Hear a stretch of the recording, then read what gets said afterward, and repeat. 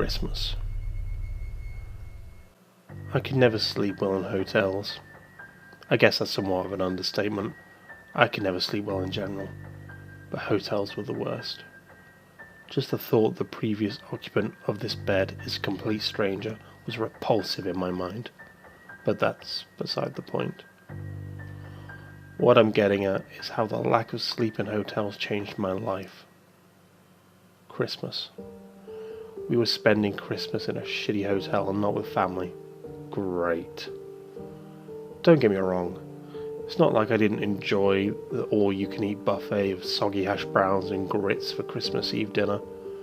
Of course, the first snow of the season had to cancel our flight down to Virginia. My mind was wondering what happened in here to cause such an excessive amount of bleach needed. The room was nothing out of the ordinary. 2 beds, one for my dad and I, and another for my sister and my mum. A bathroom, and a stained microwave that looked in need of a good dusting. Somehow I escaped the room, and the stench of the bleach into a dreamless sleep. Waking up, I could tell it was early morning. My dad was next to me snoring, and he usually wakes up before 4 a.m. That's when it hit me. It's Christmas, and I was about to let this bad fortune ruin my favourite holiday. Looking across the bed at the clock to check the time is when I noticed it. A silhouette of a man about 6'3", across the room staring at my mum sleep. Still half asleep and caught up in the moment, I couldn't help thinking, it's Santa.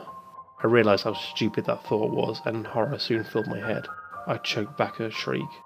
I knew I couldn't let him see me awake, so I quietly put my head down, pretending to sleep. My mind was racing.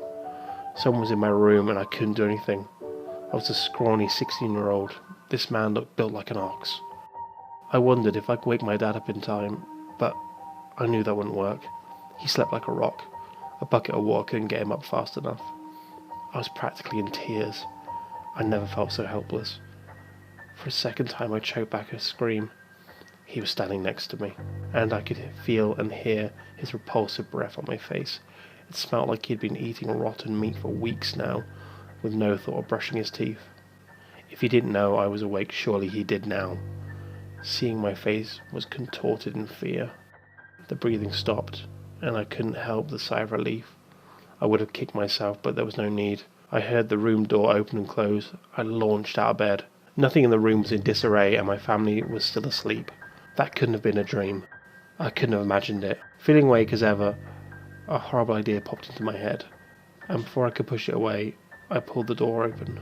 Glancing back to the door in order to memorise the room number, I saw the giant spray-painted black X on the door. Had I seen this without the prior experience, I probably would have thought it was some stupid kids. I knew better, but not enough to know what it was for. My heart skipped a beat. There he was, turning the corner at the end of the hall. Why am I doing this? I tailed him down the parking lot. He was nowhere in sight.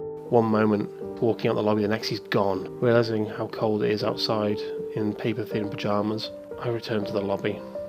No one was around. Strange.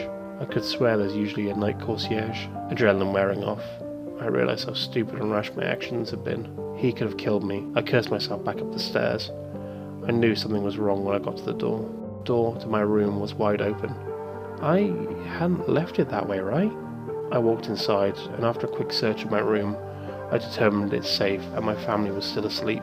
I locked the door and got back into bed, though I didn't sleep for the rest of the night. I listened to my dad get up and eventually my mum followed, but I still pretended to be asleep. A few hours passed, my parents got my sister and I up. We got into the car and made our way back to the airport. Digging through my bag to grab my iPod led to the finding of something that hadn't been there the previous day. A note that simply held the 5 words that I still think about to this day. I knew that you were awake. It's now been 2 months since the hotel experience. I'm still scared for my life, and it gets worse every day. That note I found wasn't the only one. I still receive them. Merry Christmas. Hey guys, I hope you're liking the creepypastas so far. I've only done 3 so far, but I would love to read so many more. If you have any suggestions, please put them down in the comments below, and I will try and get around to reading them. Right, guys, thank you very much. Sweet screams.